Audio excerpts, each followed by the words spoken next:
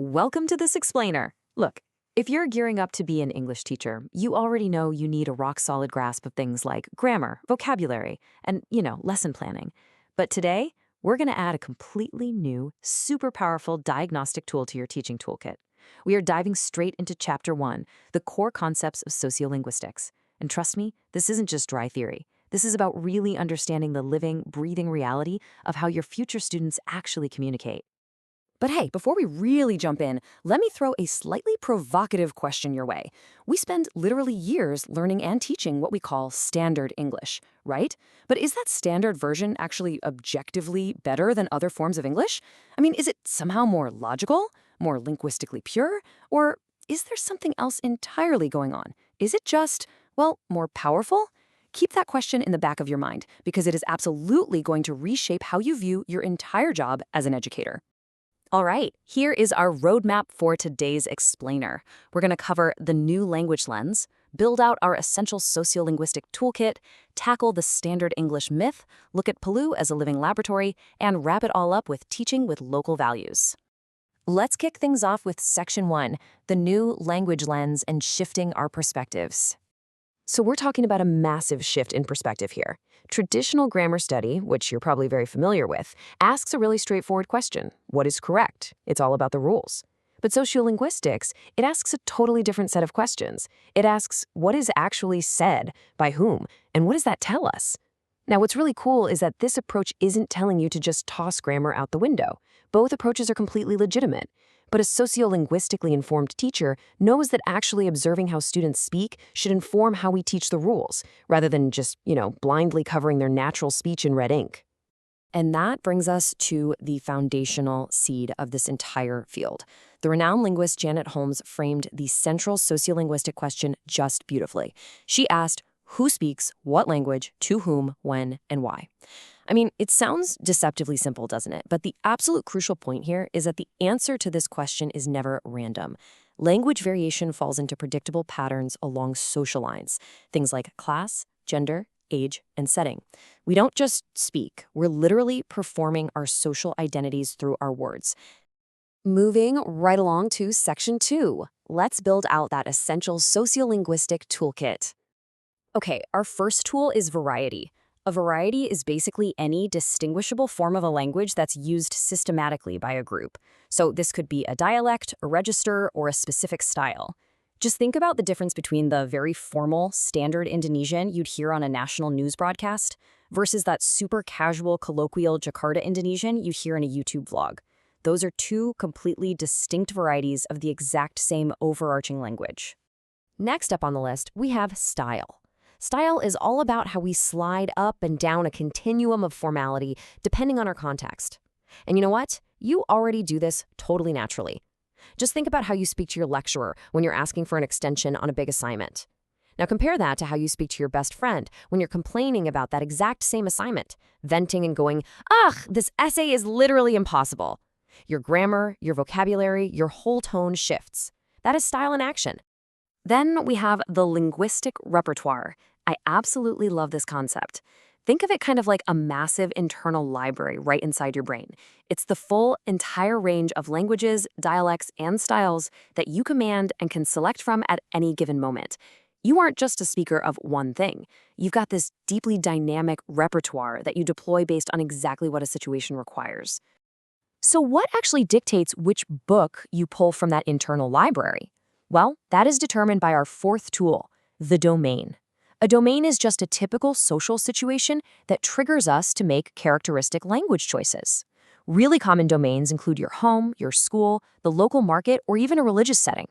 When your domain changes, your language choice is almost certainly going to change right along with it.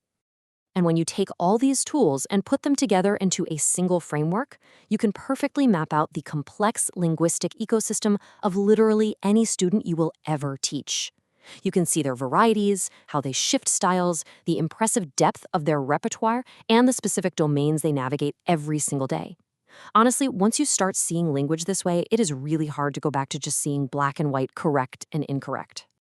All right, on to Section 3, the standard English myth, where we'll look at power and language.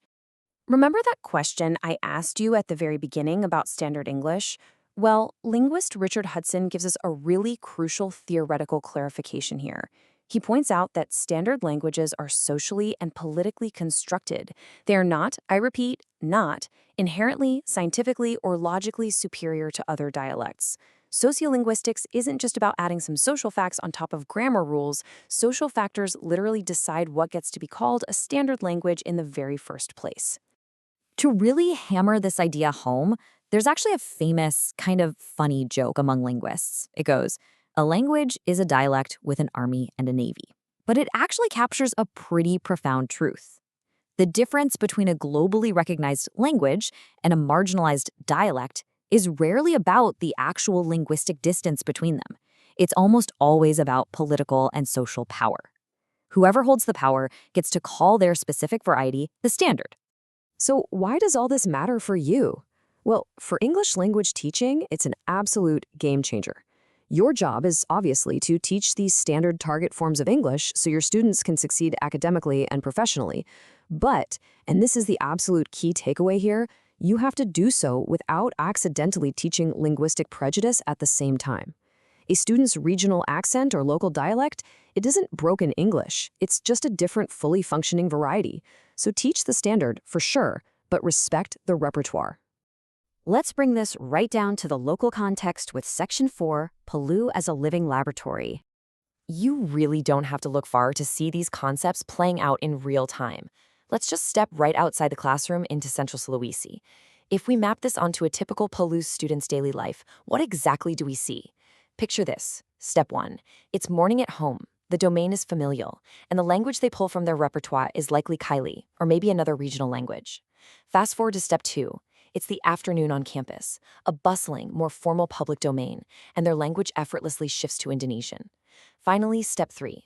They sit down in your English education class. The domain becomes strictly academic, and boom, they seamlessly switch over to English. This isn't just a textbook example. This is the reality of a highly skilled, dynamic, multilingual life. Your students are quite literally already sociolinguistic experts. And finally, Section 5. Teaching with local values, specifically nilai kedaulatan. Everything we've discussed today aligns just perfectly with your character values as future educators. Nilai kedaulatan. Look at how beautifully these intersect. First, we've got nampangli. In a linguistic context, practicing nampangli means observing a student's language carefully, and most importantly, without judgment. Instead of rushing to label a non-standard sentence structure as simply wrong, you take a step back and you actually analyze it.